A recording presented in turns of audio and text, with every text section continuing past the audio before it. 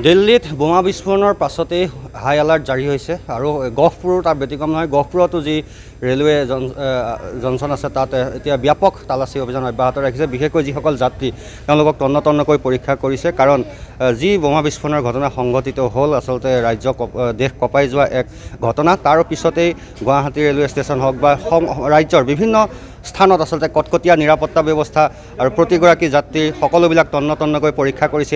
এয়া আমি দেখাইছোঁ নিউজ 18 অসম নৰ্থ ইষ্টৰ দৰ্শকসকলক। মই পোনে পোনে আপোনাৰ ওচৰলৈ আহিছোঁ, যিহেতু দিল্লীত বোমা বিস্ফোৰণৰ ঘটনা হ'ল তাৰ পাছতে হাই এলাৰ্ট জাৰি হৈছে। গতিকে আপোনালোকৰ গহপুৰ ৰেলৱে ষ্টেচনত কেনেকুৱা এক ব্যৱস্থা হয়? আমাৰ এই দিল্লীতে যোৱা নিশা সময়ত যোৱা নিশা সময়তে যিটো আপোনাৰ বোমা বিস্ফোৰণ হ'ল, তাৰপিছত আমি আমাৰ ষ্টেচনৰ আশে পাশে আমাৰ ৰেল ষ্টেচনৰ যাত্ৰীসকলৰ আমাৰ বেগবিলাক আমি তন্নতন্নকৈ চাইছোঁ আৰু ডিউটিবিলাক আমি চোকা ৰাখিছোঁ, যাতে কোনো ধৰণৰ কুটাঘাতমূলক ঘটনা নঘটে, সেইটোৰ প্ৰতি আমি লক্ষ্য ৰাখিছোঁ।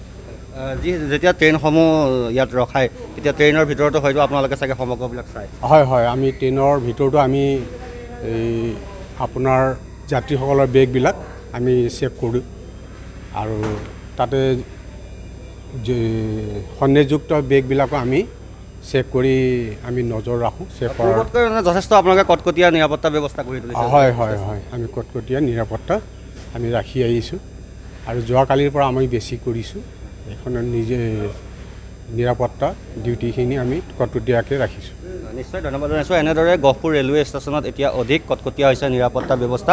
প্ৰতিজন ৰেলৰ যাত্ৰী নমাৰ পাছত বা উঠাৰ পূৰ্বে তেওঁলোকে যিসমূহ বেগ বা লাগেজ সেইসমূহ তেওঁলোকে তন্নতন্নকৈ পৰীক্ষা কৰিছে।